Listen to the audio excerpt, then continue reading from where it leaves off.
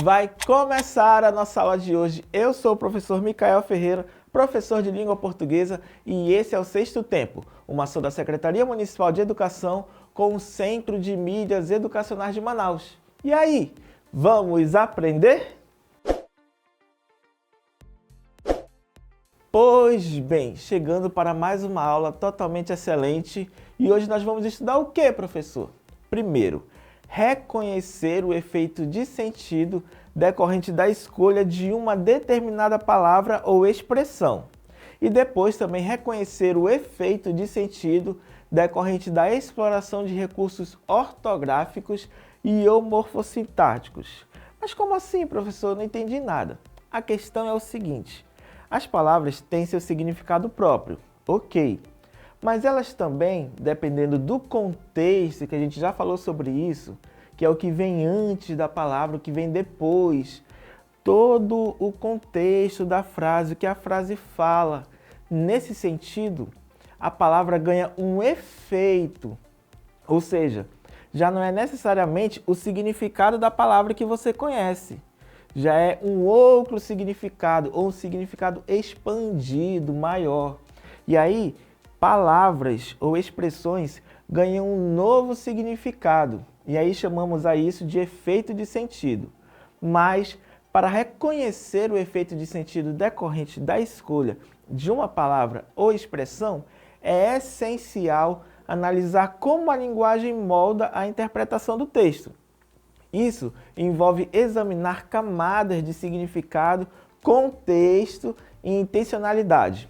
Agora a gente vai descobrir como que a gente pode fazer para identificar uma palavra que ganhou um efeito e como que a gente pode fazer para conseguir entender o novo significado dela.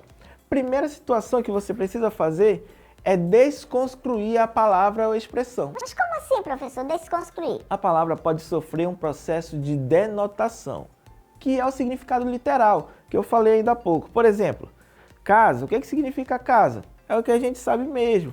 É a nossa moradia, é a construção onde a gente mora, onde a gente dorme, onde a gente faz as coisas. E aí tem um outro processo diferente da denotação, que é a conotação. Aí já acontece o efeito de sentido, porque vai acontecer a seguinte situação: aparecem associações subjetivas. Como assim associações subjetivas? A casa pode ser um lar que transmite afeto e segurança. Mas eu tenho essa interpretação de casa? Não necessariamente. Olha como eu falei, casa é estrutura, construção, moradia, que a gente passa um tempo lá. Lar é diferente. Lar também é casa. Mas quando eu falo lar, está implícito o quê? Afeto, segurança. Ué, professor, como assim? Sim, uma casa é uma construção. O lar é uma casa, mas com novas coisas, como afeto e segurança. Perceba como o lar ele traz mais significados? A palavra também pode sofrer um processo de comparação. Como assim? Por exemplo, você pode substituir por sinônimos e avalie a mudança de tom. Por exemplo, o político fugiu do debate. É uma questão neutra, todo mundo entendeu, significado de fugir, político, debate, ok. Mas nós podemos transferir alguns significados pelo sinônimo. Por exemplo, o político ausentou-se do debate, totalmente contrário de fugiu. Fugiu, o que é que implica? Ele correu, ele foi covarde, ele não aguentou a pressão. São significados que a gente pode tirar do fugiu, que são depreciativos, que não são tão positivos. Mas quando eu falar o político ausentou-se, é outro significado, porque eu coloquei fugiu no sinônimo de ausentou. Então ficou uma coisa mais branda, mais suave, não ficou com um tom mais negativo. Perceberam? Então, o fugiu na primeira frase implica covardia e o ausentou-se sugere neutralidade.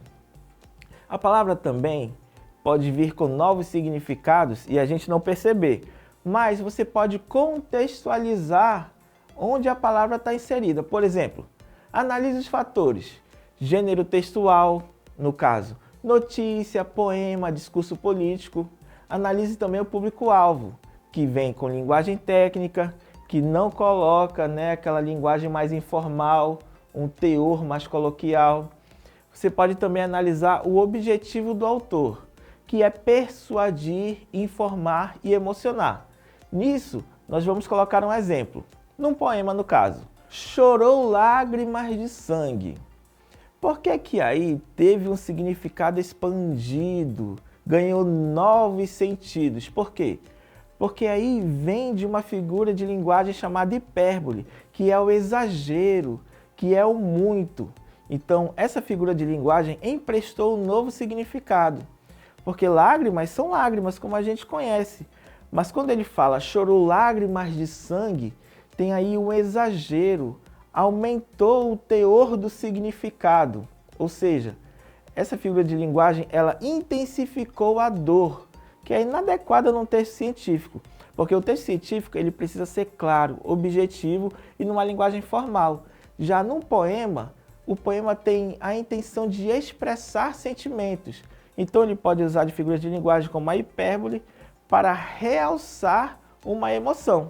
Você pode também pegar o significado de algumas expressões num contexto, identificando figuras de linguagem, como a gente acabou de fazer. Por exemplo, em alguns textos haverá metáfora, que é uma espécie de comparação. Mas como é isso, professor? Ela cria imagens subjetivas. Exemplo, ele é um leão. Ele é literalmente um leão? Ele tem patas, ele tem juba, ele tem dentes grandes? Não. Isso é para expandir o significado da expressão, que significa coragem. Mas a pessoa não quis dizer ele tem coragem. Ela quis dizer de uma outra maneira para comunicar melhor. Então ela falou, ele é um leão. E o que cabe a nós? Cabe a nós raciocinar, tirar o significado do leão para aquele contexto. Ah, então ela quis dizer que ele é muito corajoso. Perceberam? Também tem outras figuras de linguagem, como o eufemismo, que é totalmente o contrário de hipérbole. Hipérbole é exagero. Eufemismo é a brandura. Ele diminui a sensação. Por exemplo, ela atenua uma ideia. Vamos lá. Partiu em vez de morreu. Como é que fica? Ah, fulano partiu. Isso está mais brando para se falar de morte. Isso traz uma suavidade, uma suavização. Se eu falar fulano morreu, tem um impacto, tem uma força, tem uma dor ali que está implícita. Perceberam a diferença entre partiu e morreu? É aí que está o eufemismo, que aí também traz uma espécie de mudança de significado. E temos a ironia também, que inverte o sentido literal, que cabe a nós também, ao interlocutor, perceber o que é que a pessoa está querendo falar de verdade. Por exemplo, que inteligente para alguém que errou. A pessoa que erra, que é acostumada a errar, essa pessoa é inteligente? Não. Mas a pessoa quis usar de uma maneira irônica para comunicar que aquela pessoa não é tão inteligente assim. Então ela inverteu o significado, mas no contexto que a gente está acostumado a entender, né, é totalmente diferente. Você pode também avaliar a carga emocional para entender o novo significado da palavra, porque palavras com viés positivo ou negativo alteram a percepção. Por exemplo, revolucionário é algo positivo, radical, algo negativo. Então, apesar de palavras serem sinônimas, revolucionário e radical, andarem ali pertinho uma da outra, uma tem um caráter mais positivo e a outra tem um caráter mais negativo, conforme a convenção na nossa sociedade que a gente aprendeu a pensar assim. Temos também adjetivos e advérbios que são especialmente influentes. Como assim? Resultados incríveis. Tem aí uma carga de entusiasmo, né? Contagia o lugar com uma boa energia. Mas aí se falar resultados aceitáveis, temos aí frieza. Pode acontecer que é o mesmo fato falado por duas pessoas. Uma se referiu a isso como resultados incríveis e a outra como resultados aceitáveis de um mesmo fato. Mas uma tem entusiasmo e a outra tem frieza. Perceberam? Mas, professor, é o seguinte, o senhor está falando, eu estou conseguindo entender, mas eu queria visualizar melhor como que isso acontece no texto que eu estiver lendo em sala de aula. Pois bem, vou passar uma tabelinha para você analisar os mecanismos que amplificam o efeito. Como que você deve observar? Acompanhe. Vamos lá. Primeiro de tudo, há um campo semântico que fala do significado e ele tem uma função no texto. Por exemplo, conjunto de palavras relacionadas. Então, como que eu utilizo casa? Onde que eu vou utilizar o lar? Tudo ali numa espécie de sinônimos para eu me fazer entender melhor. E aí temos um exemplo prático. Texto sobre guerra. Batalha, trincheira, heroísmo, tudo vem no campo da glorificação. Então essas palavras, elas já têm essa carga de guerra. Se eu falar batalha, se eu falar trincheira, se eu falar heroísmo, por mais que elas não estejam num contexto de guerra, elas vão lembrar essa situação. Então você já pode associar um significado para essas palavras. E tem também a variação linguística no campo dos elementos, que vem dialetos e registros. E como que fica essa situação?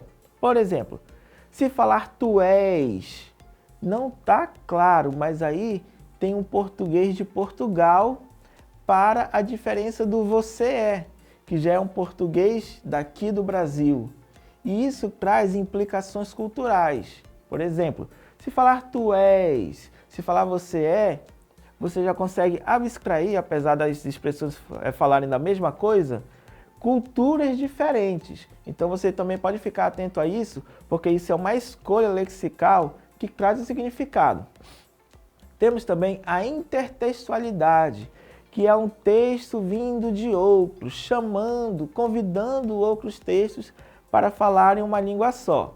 E aí temos a referência a outros textos. Por exemplo, citar a Bíblia ou Shakespeare.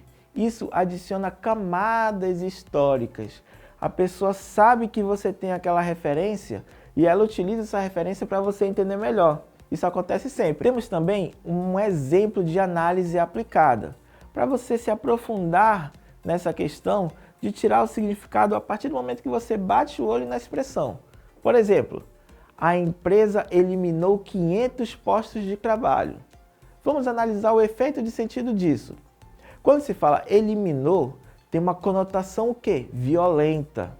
Sugere brutalidade, enquanto reduziu seria neutro. Percebe como a escolha da palavra ela vai determinar o nosso entendimento? Eliminou, violência. Reduziu, é uma coisa mais neutra. E qual é o objetivo provável disso? Criticar a empresa, gerando indignação no leitor. Por quê? Porque eu decidi utilizar a palavra eliminou, porque eu sei que ela traz essa carga violenta. E como é que seria uma alternativa com um efeito oposto, mas pelo mesmo fato? A empresa reestruturou 500 postos de trabalho. O reestruturou vem totalmente diferente do eliminou. Implica planejamento e racionalidade. Se você quiser praticar um pouco mais, que eu acho que vai acontecer, você pode fazer perguntas-chave para praticar. Quais são? Qual emoção ou juízo de valor ela evoca? Como o contexto direciona sua interpretação? Que alternativas existiriam e por que o autor não as usou? Tudo isso falando de palavras ou expressões que em algum contexto vai ter um significado diferente. Então você faça essas perguntas e quando você encontrar as respostas, você vai identificar o efeito de sentido delas. Mas precisamos também expandir a nossa aula. Agora a gente vai aumentar o nosso foco para recursos ortográficos e morfossintáticos. Como eu falei no início da aula, a gente começou trabalhando por palavras e expressões. Agora a gente vai mexer dentro da palavra, porque a própria palavra, de acordo com a sua ortografia e de acordo com a sua organização na frase, também vai alterar o sentido. Porque, vamos lá, vamos analisar. Reconhecer o efeito de sentido decorrente de recursos ortográficos como? pontuação, acentuação, grafia e morfossintáticos, estrutura das palavras e frases. Envolve analisar como a organização textual influencia a interpretação que isso inclui. Vamos lá. Tudo vem de uma ênfase, um destaque geral, certo? Então, eu tenho uma intenção em comunicar aquilo. E aí, eu utilizo o tom. Como que pode ser o tom da minha comunicação? Pode ser irônico, pode ser formal e pode vir com uma certa emotividade. Isso que vai determinar também algumas escolhas, ortográficas e morfossintáticas. Qual a clareza que eu vou utilizar? Ou eu quero utilizar ambiguidade? Eu quero falar de maneira objetiva para você entender? Ou eu quero usar um duplo sentido? Eu quero utilizar umas entrelinhas ali para você entender depois. Isso vai implicar na facilidade de compreensão. Você vai compreender de maneira mais objetiva ou no duplo sentido? Isso também eu vou determinar na hora de eu comunicar. Você pode também analisar ritmo e fluxo, que é uma cadência de leitura. Se eu falar de uma maneira mais reta, você vai entender e eu vou me comunicar da maneira que eu quiser? Ou eu posso quebrar esse ritmo? Se eu utilizar mais palavras, se eu for pelas beiradas, tudo isso indica a nossa relação de locutor e interlocutor. Porque eu lhe conheço, você me conhece e a nossa comunicação vai vir por base disso. Então tem essas nuances de um ritmo ser mais rápido ou de ter uma cadência melhor e tudo isso tem um significado. Se eu falar rápido, sério, será se você vai me analisar e falar assim, nossa, será se é o professor Micael mesmo? Agora se eu falar de uma maneira mais tranquila, mais serena, você pode falar, ah sim, esse é o professor Micael, tá tudo certo. E como fizemos na habilidade anterior, que nós mostramos um quadro para você analisar de uma maneira mais profunda, vamos também ver nessa habilidade de recursos ortográficos e morfossintáticos como que a gente pode identificar essa situação em textos. Por exemplo, na pontuação. O que a pontuação define além da sua própria função? Porque a função é bem clara. A pontuação ela sugere exclamações, interrogações, perguntas, pausas, mas ela também pode definir emoções, como por exemplo assim, pare, agora. Veja que houve uma urgência de reticências e exclamação. Por exemplo, se eu falar pare, não é uma coisa muito grave, não é uma coisa para você fazer no momento. Tem ali uma espécie de tempo ainda para você raciocinar.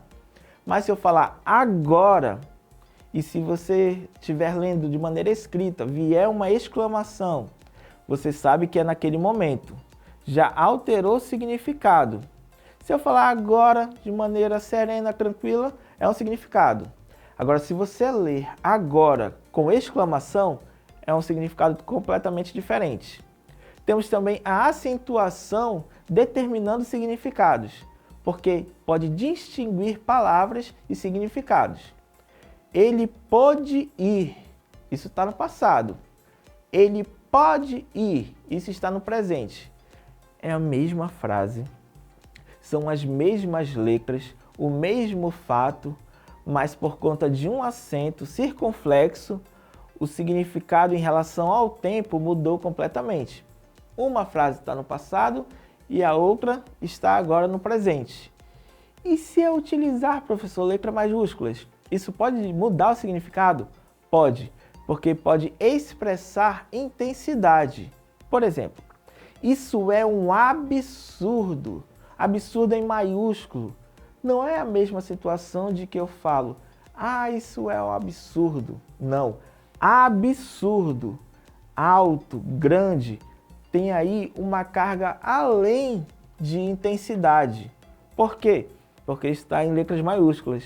Vocês devem utilizar isso, não devem? Mas professor, por que nós utilizamos tantos recursos assim na fala? Simplesmente para comunicar melhor.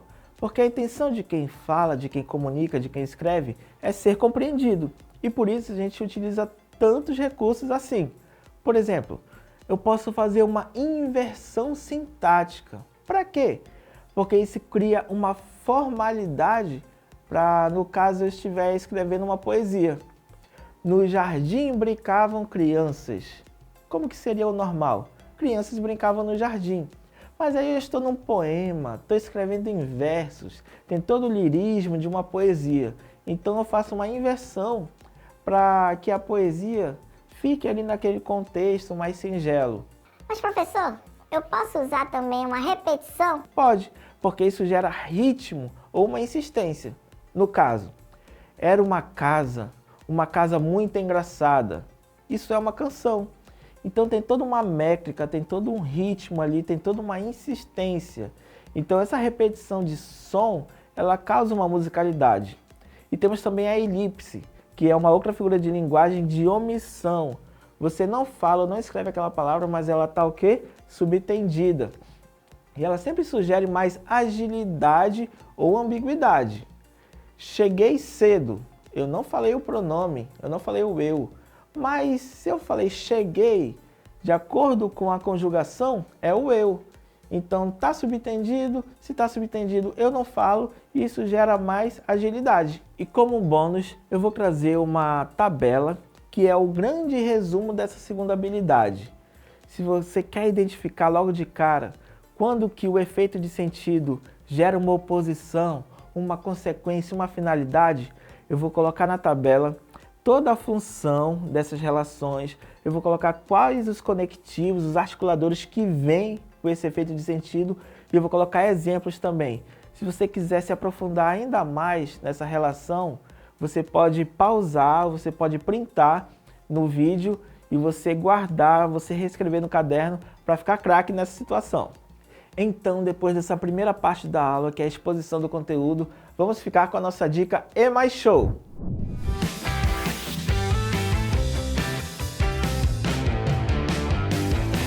E aí, bonitos e bonitas, tudo bem com vocês? Eu sou a professora Luana Jensen de Língua Portuguesa.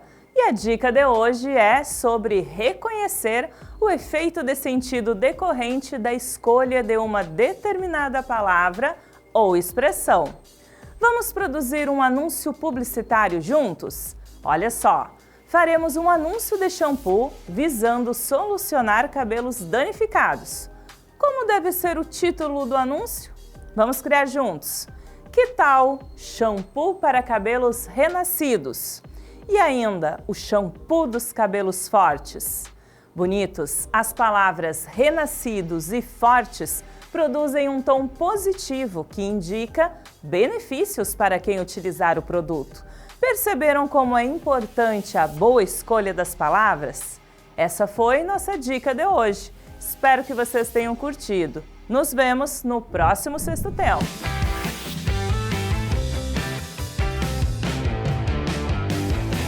Pois bem, chegou a hora do Vamos Exercitar! Leia o texto base. O poeta descreveu o mar como um monstro que devorou a luz do entardecer. A escolha da palavra devorou, em vez de engoliu, tem como principal efeito a. Tornar a frase mais curta e objetiva. B. Associar o mar a uma ação violenta e ameaçadora. C. Indicar uma referência literal à biologia marinha. D. Neutralizar o tom metafórico da descrição. Vou dar um tempinho para você pensar e responder.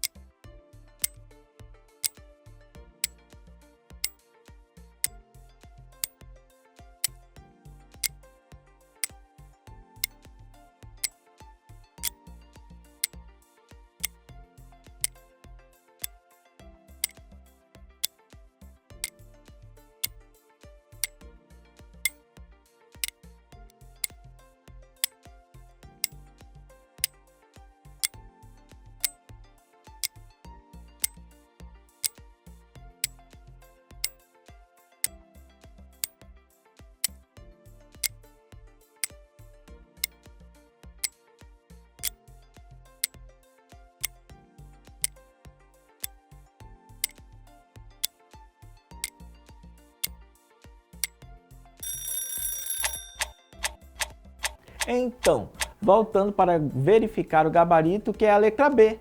Associar o mar a uma ação violenta e ameaçadora. Por quê, professor? Quando eu utilizo a palavra devorou, qual a carga que essa palavra traz? De uma ação violenta, ameaçadora. E eu quis expor isso na frase. Então, o gabarito é a letra B, uma ação violenta e ameaçadora. Vamos para a questão 2. Contexto. Em uma notícia sobre protestos, o título foi redigido de duas formas. Primeira, manifestantes e polícia entraram em confronto durante ato. 2. Manifestantes foram massacrados pela repressão policial. A diferença de sentido entre os títulos decorre principalmente do uso de termos técnicos no primeiro título, letra A, letra B, da seleção de verbos que posicionam o leitor a favor de um lado, C, da ausência de dados estatísticos no segundo título e D, da gramática incorreta na segunda versão. Vou dar um tempinho para você pensar e responder.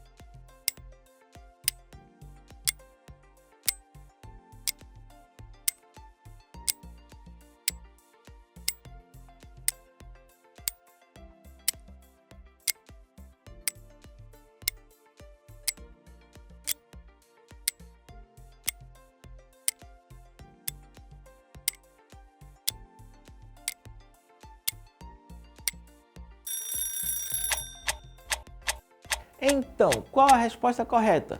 É a letra B, da seleção de verbos que posicionam o leitor a favor de um lado. Por quê? Se você tiver prestado atenção, a primeira e a segunda manchete, elas têm um ponto de diferença, que é justamente o verbo. Na primeira, entraram em confronto, e na segunda, massacrados. Esse massacrado, ele traz uma carga de intensidade maior, de uma violência maior, de uma reação mais pungente. Então, a diferença nessa escolha de verbos faz toda a diferença nessas duas manchetes. Então, a resposta correta é a letra B, por causa da seleção de verbos que posicionam o leitor a favor de um lado. Agora, vamos para o nosso desafio Educa Mais. Nosso novo shampoo é revolucionário, elimina 100% das pontas duplas. O uso do adjetivo revolucionário busca principalmente A. Fornecer uma informação técnica sobre a fórmula do produto. B. Atribuir ao produto um caráter único e superior aos concorrentes. C. Explicar o processo químico de ação do shampoo. E letra D. Reduzir o custo de produção da campanha. Vou dar um tempinho para você pensar e responder.